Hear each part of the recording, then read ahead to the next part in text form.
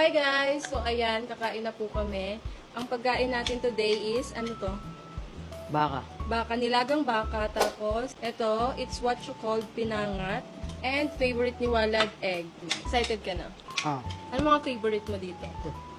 Hindi mo ba favorite yung beef? Hindi masyado. Hindi mo na nakain masyado. Ay, oo, hindi ka pala masyado nakain, no? Fasting namin. So, ayun, kakain na tayo. Mukbang lang to, wala lang to. Trip-trip lang to. Kakamay lang kami.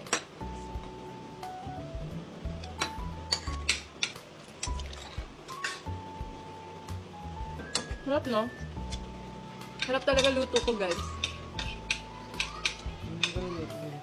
Ako nagluto niyan. Hindi ko naman nabaluto ko. Hindi mo nagluluto eh. Napahiyaman naman ako. Ito ang aking favorite. Alam nyo guys, itong luya, pag wala kaming ulam, ito yung inuulam namin dati. Sarap siya. Pang ulam, tapos asin. So, mahilig kami sa gulay. Mahilig ka ba sa gulay? Hindi. Alam mo.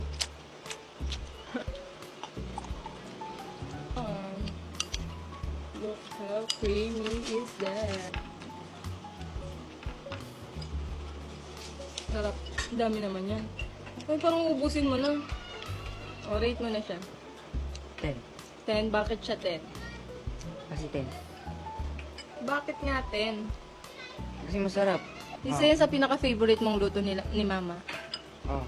Ano yung pinaka-favorite mo na luto ni Mama? Ito nga. Ayan yung pinaka-favorite mo? Mas favorite mo pa yan kaysa pastil? Kasi hindi masarap magluto si Mama ng pastil. Sarap.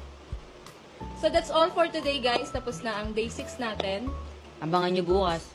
Bye!